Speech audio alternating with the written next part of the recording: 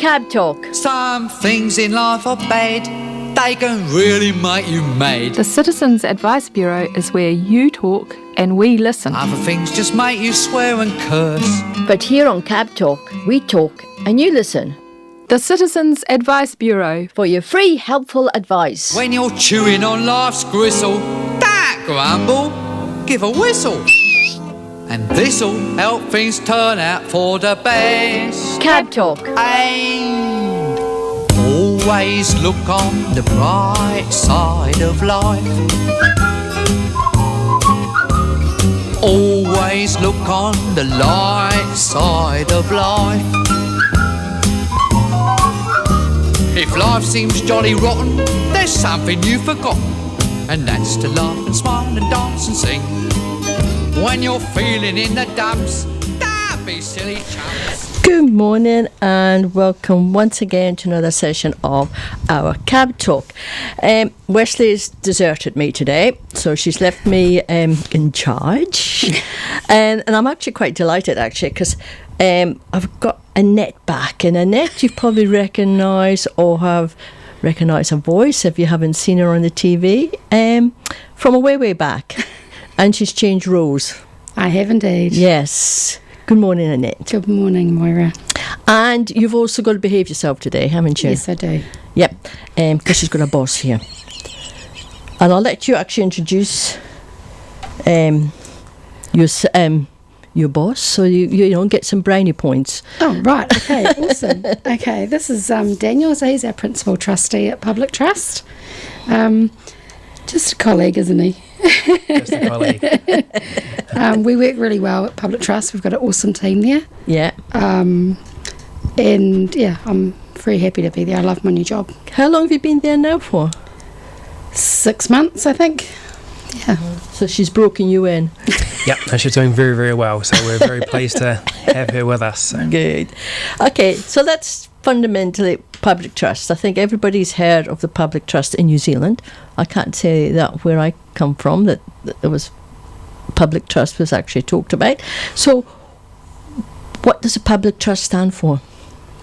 The Public Trust has been around for over 145 years, and our goal is basically to preserve the assets and everything for New Zealanders, with estate planning, which includes wills, enduring power of attorney, trusts, prepaid funeral trusts. We offer executor assist and personal assist, which we can touch on in detail as well a bit later. Yep. Yeah. So we're really here for New Zealand. So especially, I suppose it's through the law society, or a lawyer decided that he was going to specialise in an area and set up. I'm getting frantic sides. Yeah. So the history obviously goes back quite far, but so the Public Trust was set up in a time where there was a need for mainly, I think it was around estate management. There wasn't the services available to New Zealanders, and we had a high rate of death back in the late 1800s. So. Right. So basically we've said what you are and what you do, and you've sort of talked on a few of the areas, and I think most people, I suppose the word that most people probably recognise most is wills, because there's a lot of other titles have been given today for people to look after estates and things like that. But technically, how important is it to have a will? Very important. I'll just share a personal experience with you, Moira. My uncle passed away in November last year. In the Philippines, just to add more stress to the family. He didn't have a will, and it was extremely stressful time. My cousins are a little bit younger than me, and they were like, please help, we don't know what to do. Didn't know what my uncle had. It was just extremely stressful. One of the cousins 6 months pregnant, and so I sort of tried to take some of that stress on, so I didn't affect baby, and it just having a will reduces all that. Just and knowing that what you want when you're alive is meant to happen after you pass away. And so it's putting things, just making it a lot clearer for those people that are, your family that are left to deal with your assets. Because we have people come into the CAB and they're sort of coming in to make their own will, and they said, we have nothing. And then you think, well, you probably actually have a lot more than what you realise. And often it can be that little wee piece of jewellery that you've got that you want to go to someday or another, or just little bits and pieces of cat. And I think years ago they might have said, no, I've told them, so that's fine. I'll put a sticker underneath the ornament, that's fine. It just doesn't work like that nowadays, does it, with wills? No, so you're definitely best to have a will. It does make it less stressful for the family, and those little gifts of jewellery, and just naming the person or who is to look after the will, so who is to be the executor. So that can be an individual or someone like public trust, and just having that in writing, even though someone might say they don't have anything, does help the process go a lot smoother for family. So because they might not think they have anything, but they'll still have some bank accounts that they'll have to close, and someone will have to look after some things. So to have that in writing does help the family. So. And I suppose it goes back to, you just said, the bank account. I think prior to coming on, I was telling you about my granny and her little wee tin on the mantelpiece. Probably that generation didn't have a bank account of the same, but nowadays we all everything. Your wages paid into your bank account, isn't it? So that's probably complex things in a way that people can't get to the money either, can they? I mean, we have people in who say that because there's no will, we can't access the money to pay for the funeral. There's all that sort of issues come up, isn't there? Yeah, so having a will does make things a lot quicker as well. If someone passes away without a will, then there's a process to go through, so someone to get appointed to administer any assets in an estate, and that is a bit more time consuming. So definitely having it in writing and done legally is the best way, and it does make it less stressful for families, and it makes it a lot easier to deal with and pay bills. So we no longer talk about next of kin, do we, in wills? Not as such next of kin, no. So it's a term that's not used so much nowadays, isn't it? You're my next of kin, so you look after it.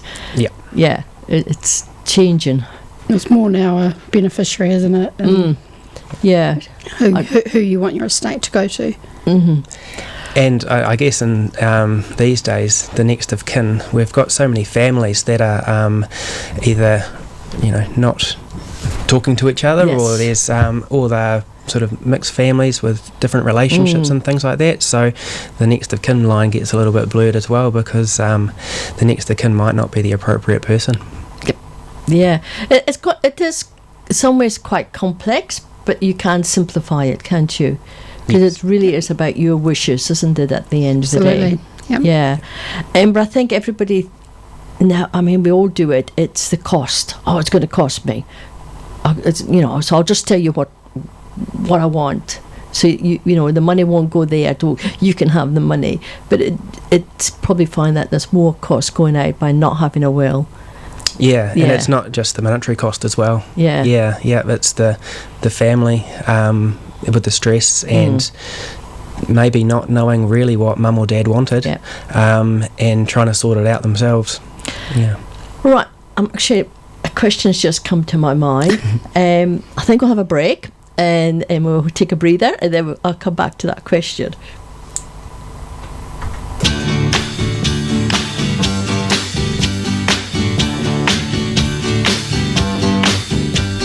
Sugar, oh honey, honey, you are my candy girl, and you got me wanting you, honey, oh sugar, sugar,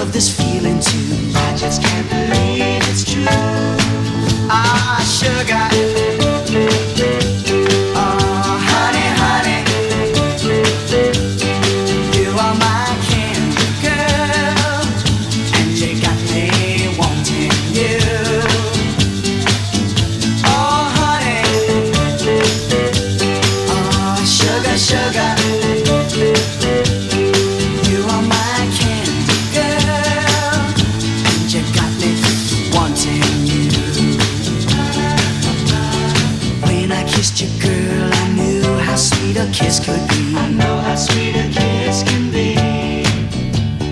Like the summer sunshine, pour your sweetness over me. Pour your sweetness over me. Oh, sugar, sugar on me, honey. Pour little sugar on me, baby. Make life so sweet. Yeah, yeah, yeah. Pour little sugar on me. Oh, yeah. Pour little sugar on me, honey. Pour little sugar on me, baby. I'm gonna make life so sweet. Yeah, yeah. Pour little sugar on me, honey. Ah, sugar. Honey, honey. You are my candy girl, and you got me wanting you. Oh, honey, honey, sugar, sugar, sugar, sugar, honey, sugar, you are my candy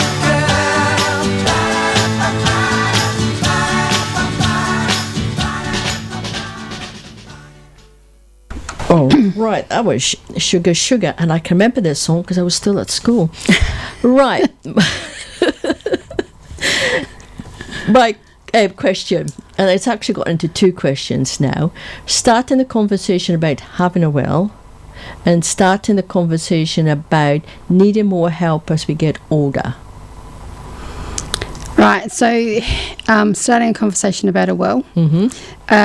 There's been a lot of advertising around the advanced care planning at the moment within the DHB as well. And that is about starting those conversations. You know, what do you want to go to where? Who's going to do that? Even like the basic stuff is, are you going to get cremated? Are you going to get buried? Where do you want your ashes to go? You know, and these decisions are all yours. They're not something that, you know, if you come to us, we don't say you have to do this. It's your choice. It's your will. You make that decision. And it is a hard decision, and it's hard to talk about, but it needs to be talked about. It is a subject that it makes everyone's life easier if you have these things in place. The same with enduring power of attorneys.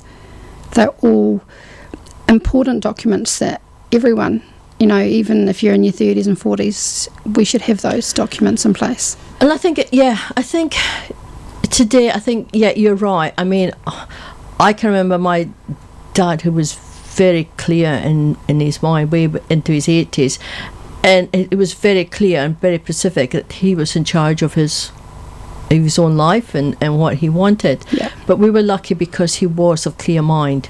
Yeah. Yeah. And unfortunately, for a lot of families, that they've started to notice maybe mum and dad not being so declining a little bit as they get older. And things like that. And starting that conversation about, you know, where they need help can be really quite difficult because there's a lot of pride. I mean, you've got to go through that pride, haven't you? Especially for the older folk in our community. Yeah. And I think, you know, the pride before the fall could be put in there, but it's probably taking that responsibility of saying, hey, put my hand up, I could do with a little bit of help here. Yeah. And I think it's also making the family feel wanted. Yeah. I think, you know, by refusing help, you're sort of pushing them away, and then that's when relationships get a bit strained and a bit... I think involving the family is really good. So then they can be all on the same page. Yeah. And they know. And if for some reason that older person loses capacity, then the family know what is needed. Yeah. And, you know, that's when I go on, you know, enduring power of attorneys are important. Because if they do lose capacity, they can't make a will. They can't make a enduring a power of attorney. No. So, you know, do it while they can. So what age would you say you would look at doing it? In your 40s? An enduring a power of attorney or a will? Or both? A will we should be looking at getting done if you get married, have children, own a house, anything like that. Want a load of money.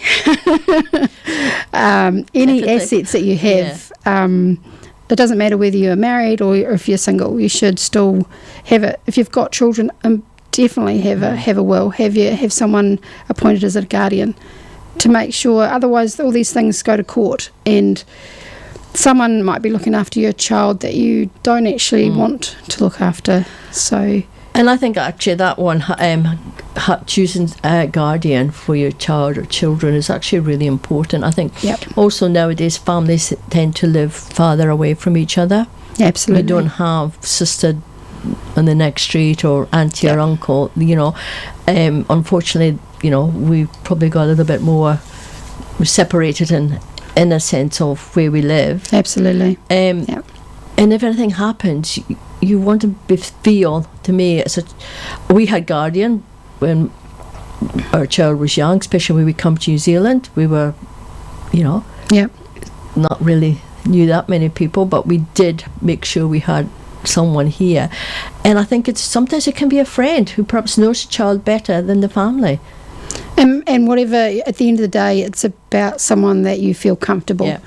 You know, and it doesn't have to be family. It can be our guardians of our children are my best friend. They actually live in Stokes Valley, but that's okay because they're there all the time and they're over here. So it's where they feel comfortable, and especially for children that, you know, they've just lost a parent and then they've just lost, you know, their whole world has just gone. So, you know, if then all of a sudden they're forced into somewhere that they don't want to be, you know, these little things that you don't think about, you probably have to start thinking about, and then going, hey, actually, you know, I need my family to be looked after as well. And I think the guardian, as you said, the child needs to know that individual. They need to have that safe person if anything happens. And it, you know, it doesn't matter, you know, if your child's just born. You know, unfortunately, we don't know what's around the corner. So, if we did, I think we'd all live life differently. So it's about preparing for the future today, not you know, oh, that should be right, we'll do it in next year, and next year never comes, and then something happens, and then, you know, it's what do you do? Well, you're not here to do anything, are you? Your family. What are your family? Yeah, but I mean, that's a crunch, isn't it? You are not here to do anything. I mean, you might put all these things of loving and caring into your child, but if you're not here, who's going to follow through with you? Yeah, that's exactly right. So make your wishes known, you know, and I mean, we have really awesome little will packs in the office, and it has little starters of thinking of, you know, guardians, executors, you know, who do you want to do what for you, and I find them really interesting. And we try to give the packs out obviously before we have the appointment with the person, and then that gets them thinking, so then when we have the appointment they hopefully already know what they want. Because it is a big decisions, because I mean, you know, you've just gone through life and all of a sudden you're told, you know, asked to take stock of what you've got or what you haven't got, or what you would like, and things are changing all the time. Absolutely. I mean, you know, even in funerals, everything is changing now, isn't it? It's not just straightforward a funeral service and all that. It can get quite complex. So it makes sense. But it's something I think the majority of people don't actually have a will. They don't think about it. They think that they're all fine and these things aren't going to happen to us. But at the end of the day, like I said earlier, you know, death is a part of life, and we should be prepared and have these documents in place. Another thing, I suppose, is updating your will. I mean, your will as a 20-year-old is going to be different when you're 40, 60. Absolutely. Yeah, quite interesting, isn't it? And obviously, you know, like if you make a will and you're 20 and not married, and then you get married and have children, that will's no longer valid anyway. So, and then if you get divorced, it changes things again. So it is important to update it, you know, as your family circumstances change. Right, okay, we're getting serious again. More music.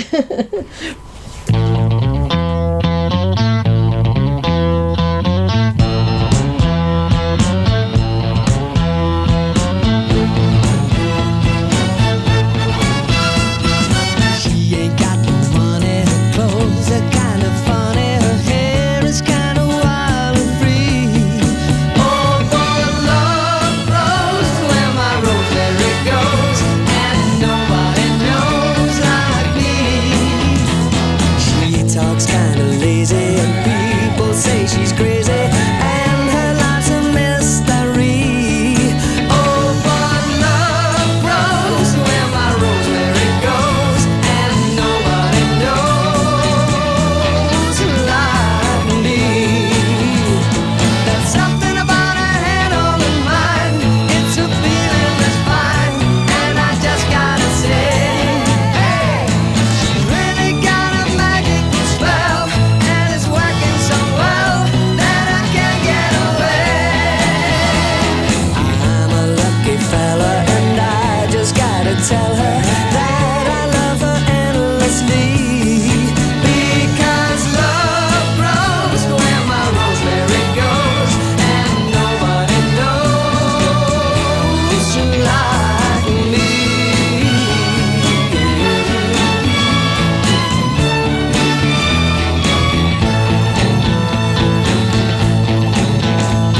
There's something about her head on her mind.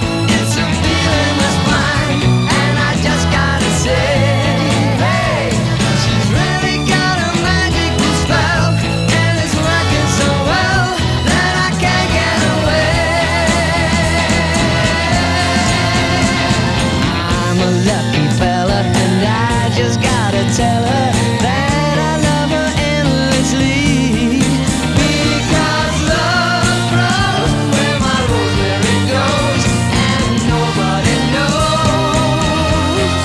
like me.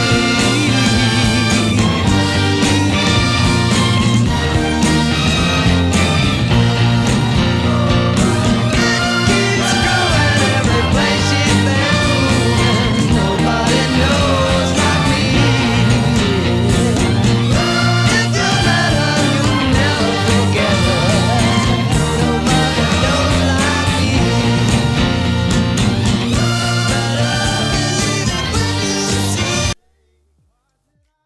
Okay, right, you are actually listening to Access FM, CABTalk, and yes, we're dealing with that latter part of our lives, or not, actually not really totally latter part, but our life, I suppose.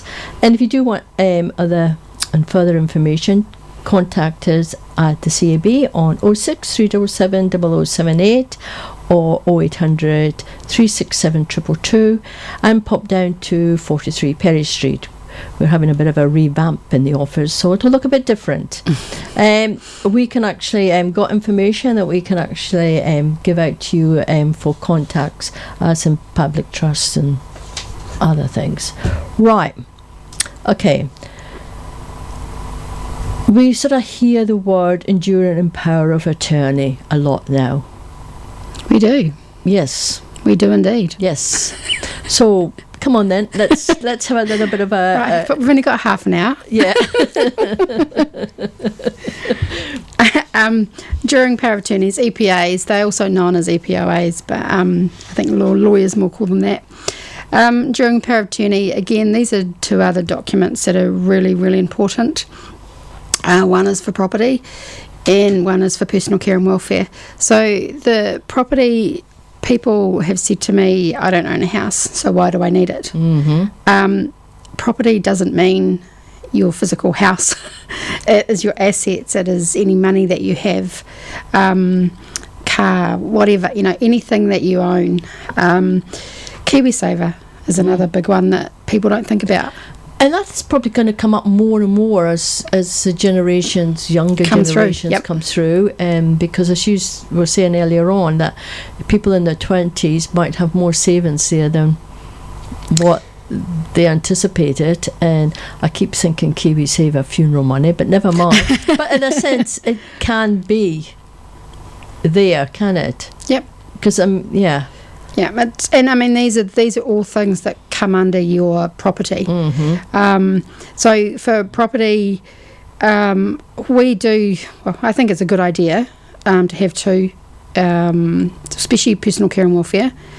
Property, if you're going to say like have public trust or trustee company as a attorney, it's not such a biggie if you've only got one, because if I came to see you, Moira, to set up your EPA, and we put in public trust as the attorney, it's not me that's going to be there. So if something happens to me, there's public trust is still going to be there to provide those services for that person.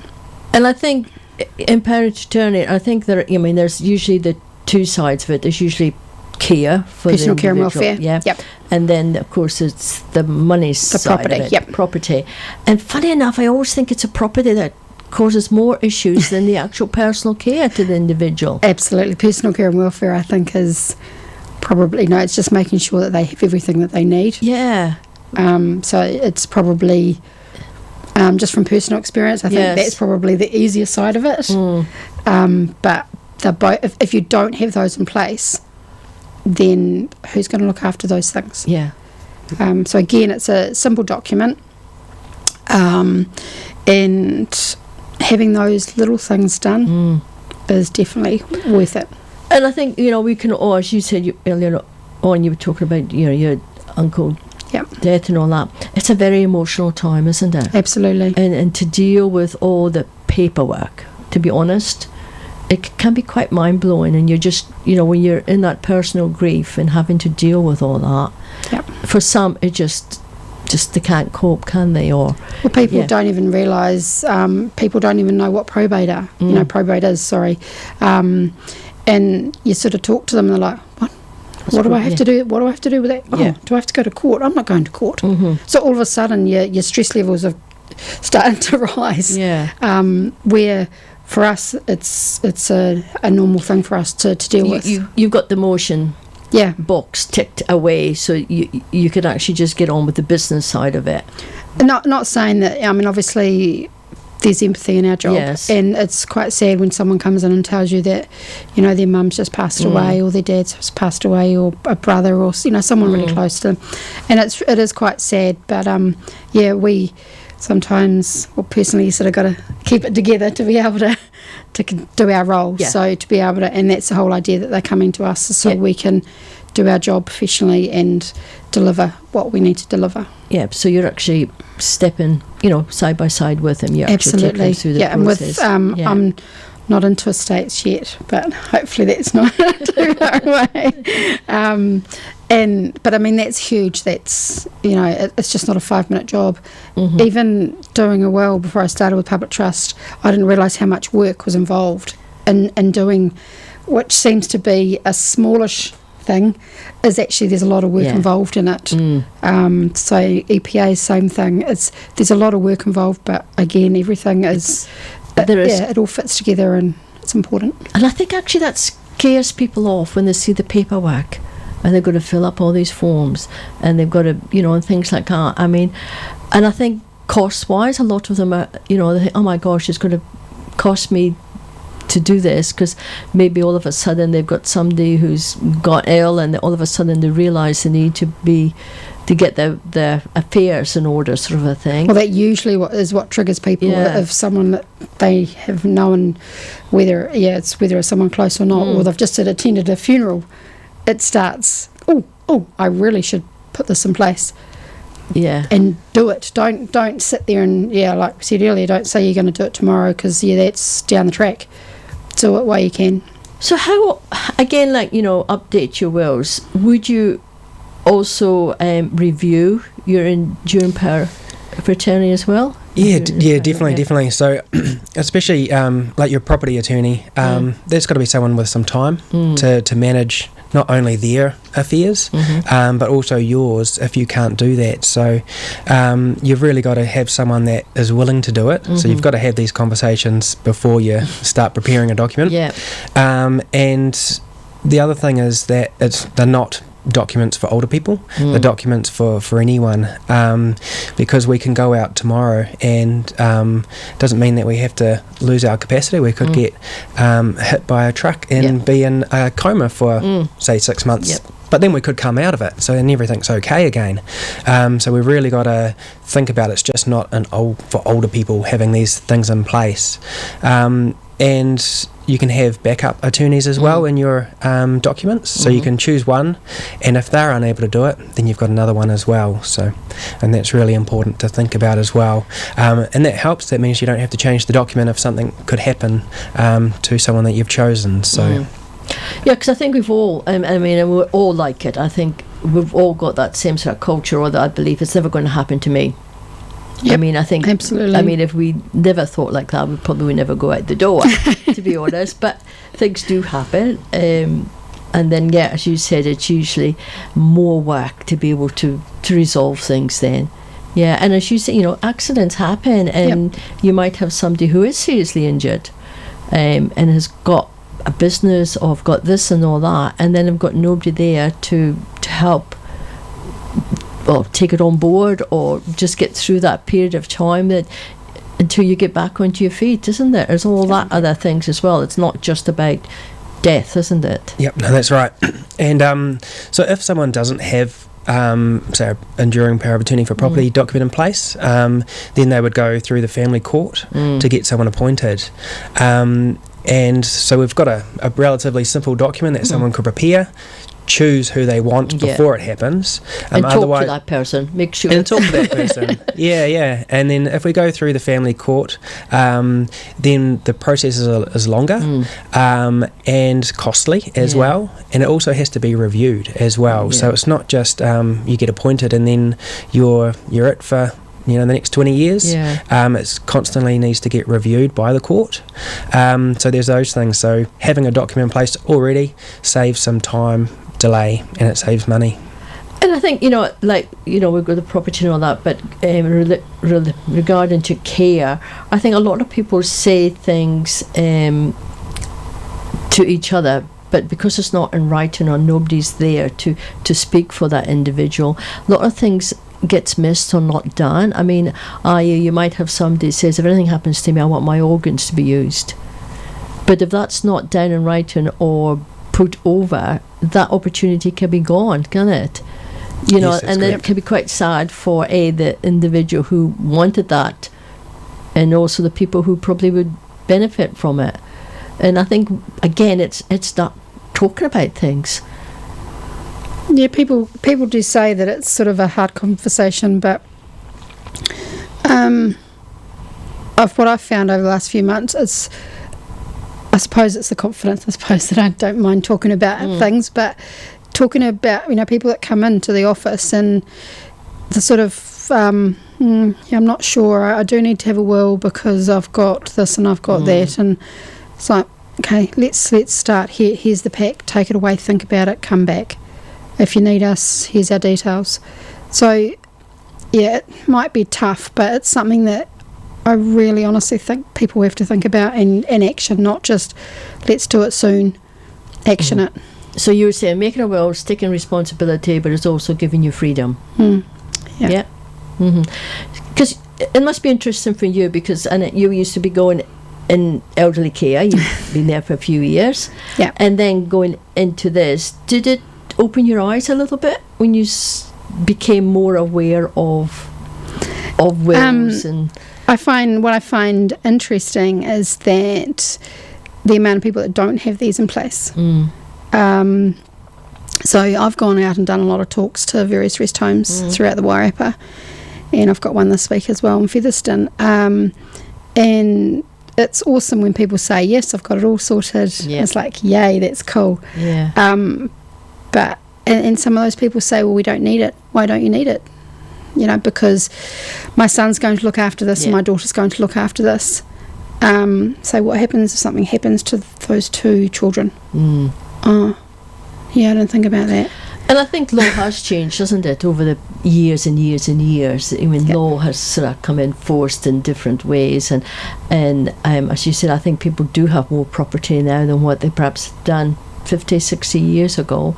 And, I think we do look back and says, oh no, when my parents died, that was fine. They just went straight through. We had no problems. And we get caught up into that time space. Yeah. And we don't actually probably realise that things has got a little bit more complex now. Yeah. It has, and I think like Daniel said earlier about, the extra families and blended families and so forth that we have now. And, yeah, I mean, it's not, the stress is a biggie, but it's, unfortunately, money is the root of all evil, and it brings the worst out in some families, and that's really sad to see as well, because, you sort of sit there and you think, would your parents want you to be doing this? No. Yeah, I must admit, I do get sad when I hear the expectations of people from wills that they expect they're going to be left this or expect they're going to be given this. I think there should be no expectation. It's actually been a gift that somebody's been given to you or not. And we seem to have probably the greedy monster comes up a little bit. Yeah, doesn't that? But with the enduring a power of attorneys, the one thing that I really like about it is that everything's in there, and coming from age concern and elder abuse, that can reduce that so much by having these in place, with your property, having someone that you completely trust to deal with everything. Yeah. For both, but obviously, with your money, you don't want to end up finding that someone's decided that that's right, I'll just take $5,000 out because they don't need it because they're in care now. But it's costing them $5,000 nearly a month in care. Yeah. So having these in place, it fits into all those moulds. It stops elder abuse happening. And but it doesn't just, it's not just about older people, it's about everybody. But in this respect, I think that and that's why I'm very passionate about these two things, because I think that it's coming from age concern and knowing the amount of abuse that happens in society is just really, really scary. And unfortunately, and the stats show us that it is generally family that are doing that and taking advantage of the older people. So when I talk to people about that, my passion comes out, and I sort of I don't force them to do it, but if I could, I would. Because it's so important. It would stop all these issues. I think so. I think we unfortunately we do see I suppose a culture there of I and me rather than we and us. Absolutely. And I think it's actually quite a sad breakdown on human race, actually. Yeah. Right. Okay, one more bit of music, then we'll come back, because there's a personal assist that I want to find out about.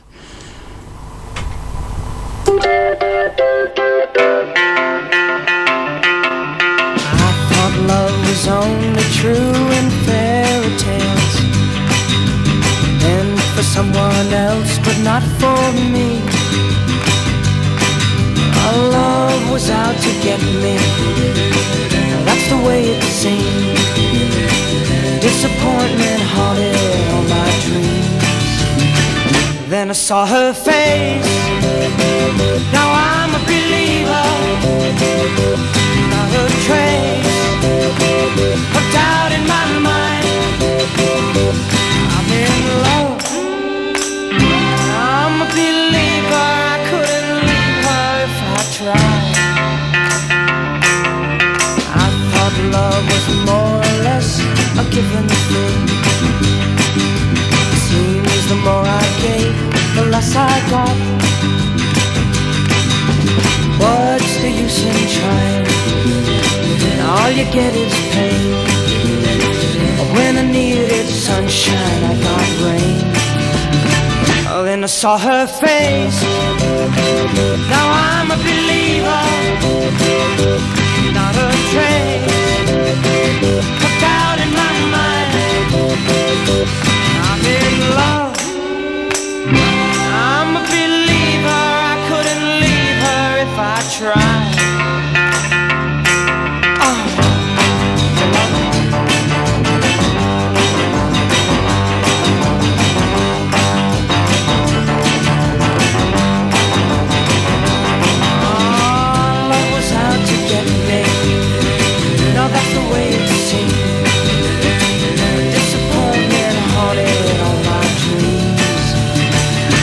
saw her face. Now I'm a believer, not a trace of doubt in my mind. I'm in love, I'm a believer. I couldn't leave her if I tried. Yes, I saw her face. Now I'm a believer, not a trace of doubt in my mind. Said I'm a believer, yeah, yeah, yeah, yeah, yeah, yeah.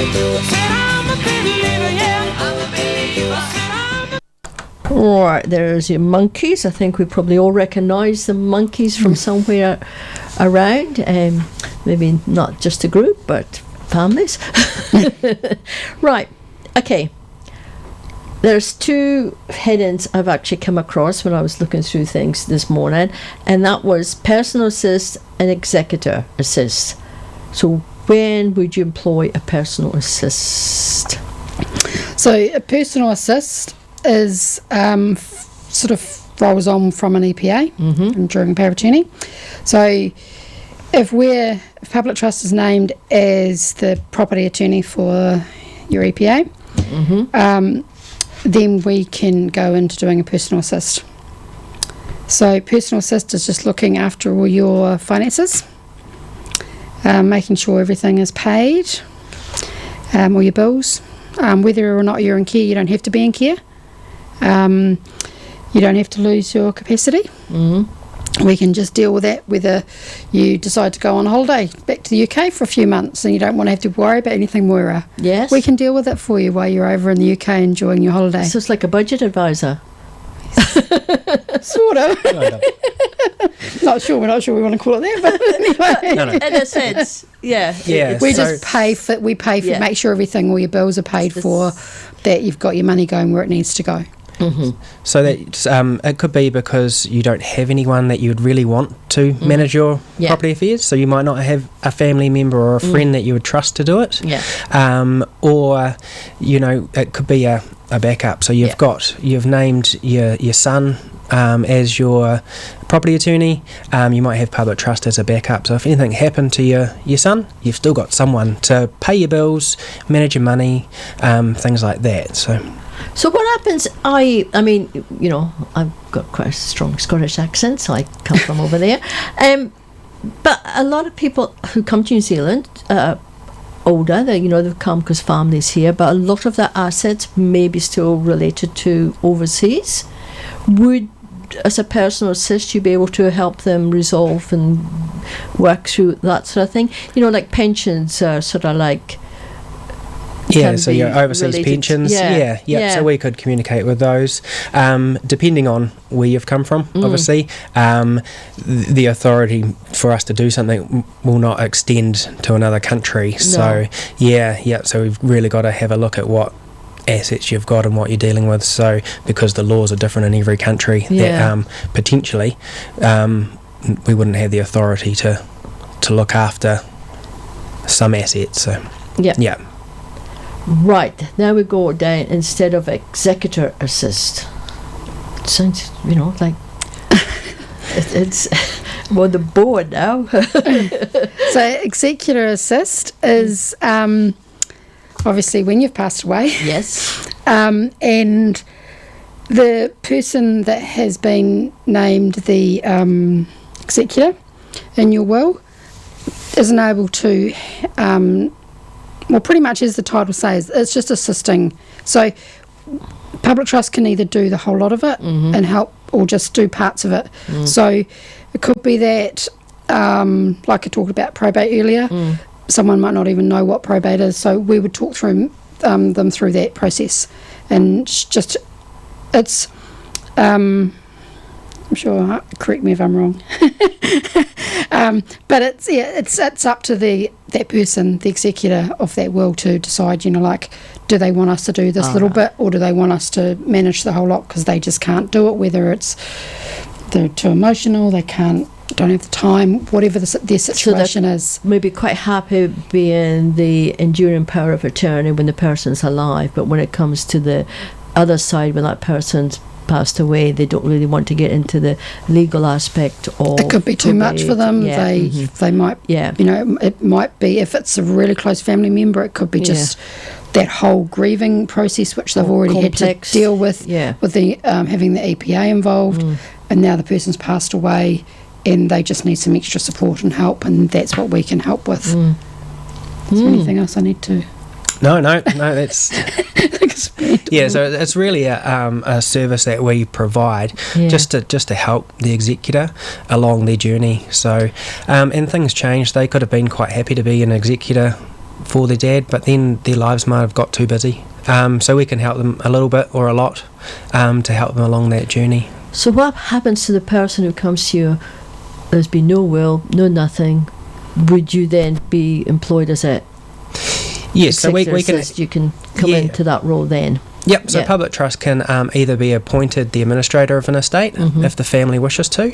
Otherwise, we can help them if they would like to be the administrator for their mum or dad's estate or anything like that. We can help them with the legal process for that as well. So, All right. Well, that's quite a empowering hour, I would say, isn't it? I think we've actually covered quite a lot. Now, you've actually got some really nice brochures and leaflets there, which I've got my eye on, that they're going to be coming across to my side of the desk, because these belong to the CAB. But do you actually have a package like that people can come in and pick up a package and go over these things and understand things and then decide, yep. So we have I've got a will and an EPA pack that I've made up, which gives them all the information that they need. And again, like I said earlier, with the forms, gives them the information to start filling those forms in. Because that is a good idea for them to, I think, to preview that and look at the forms before they make an appointment to come in to see you, isn't it? Absolutely, that's what we would we would be encouraging. Sometimes, if people just come in and go, I want to make a will, yep, that's okay. But there's a lot of background work that needs to be done. So instead of an appointment taking 2 hours, we could, it can be half an hour or less than an hour. So the more information they supply us with, the less time they're going to have to be sitting in the office asking, And I think there's a lot of people would say that every minute you're in there or every hour in there, it's going to cost more. So there's a lot of can do a lot of the groundwork themselves. It gives them, I suppose, a bit of empowerment as well, isn't it? That I'm actually coping with this, and then you're just going to come and finalise it all for you. Yeah, it's not also just about the costs. Yeah. It's the decisions that they're making to make their will and EPA needs to have some good consideration. So appointing the executor, they could appoint Public Trust or an individual. So that's a really important thing to think about before you're actually going to make the will. Who are you going to give it to? You might want to give it to a charity, so choosing the right charity for you.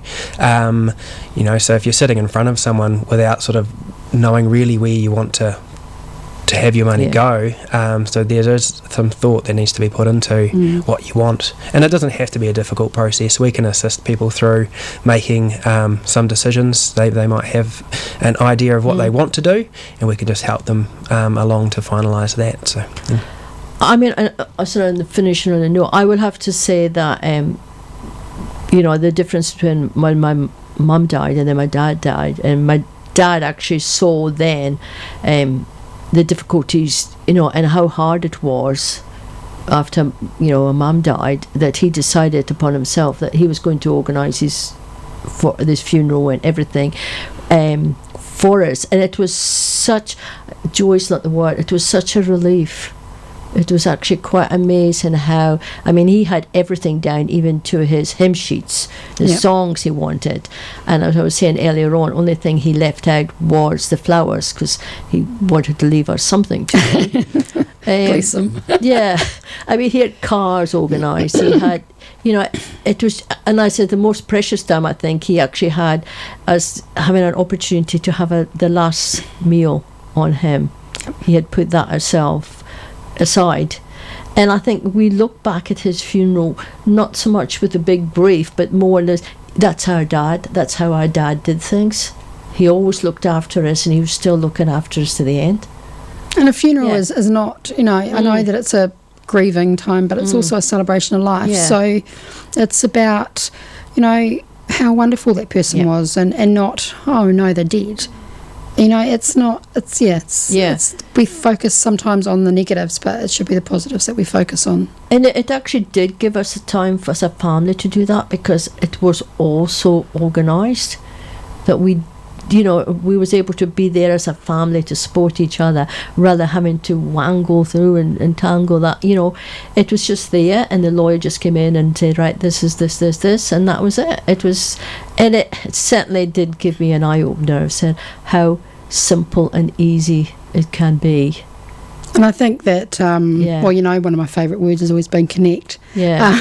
So it's about connecting. So it's whether you're connecting with someone making a will, or someone that's making, needing some help with the estate, whatever it is, we're still there to be able to help people.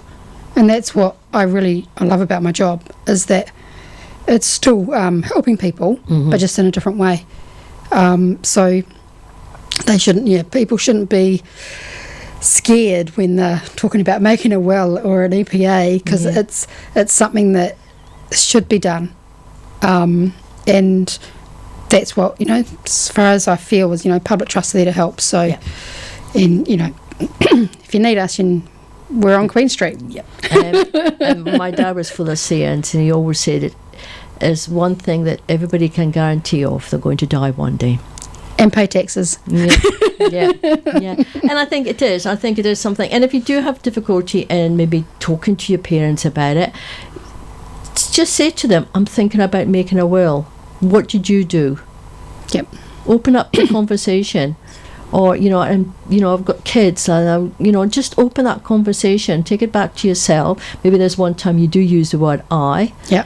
And then by just engaging them and asking them what they did, it can just sort of takes away that little gritty bits of, have you got a will? Yeah. Have you got this? Have you done that? No. Yeah, because I think if you ask somebody if they have a will, you sort of feel like possibly, am I in it? Yeah. But it's not about that. Yeah, it's about, like I've said several times, it's about having all these things in place. Well, thank you very much, both of you, for coming. I've actually, my brain is sort of ticking over and the things like that. And I've probably got a few things I need to go and tick boxes of tidying things up. And and I hopefully that, out there, that people do see it as a conversation that should be easy, not difficult. Yeah. Definitely. Okay. And all take care and be back here next time with our show. All right then. Thank you. The Citizens Advice Bureau is where you talk and we listen. But here on CABTalk, we talk and you listen. CABTalk. Every Tuesday at 10 o'clock on Arrow FM. And always look on the bright side of life. Always look on the light side of life. If life seems jolly rotten, there's something you've forgotten, and that's to laugh and smile and dance and sing. When you're feeling in the dumps, don't be silly chumps. Just purse your lips and whistle, that's the thing. Hey, always look on the bright side of life. Come on. Always look on the bright side of life. For life is quite absurd, and death's the final word.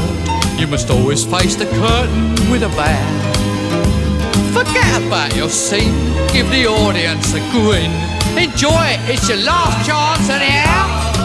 So always look on the bright side of death. Just before you draw your terminal breath. Life's a piece of shit when you look at it. Life's a laugh and death's a joke, it's true. You'll see it's all a show, keep 'em laughing as you go. Just remember that the last laugh is on you.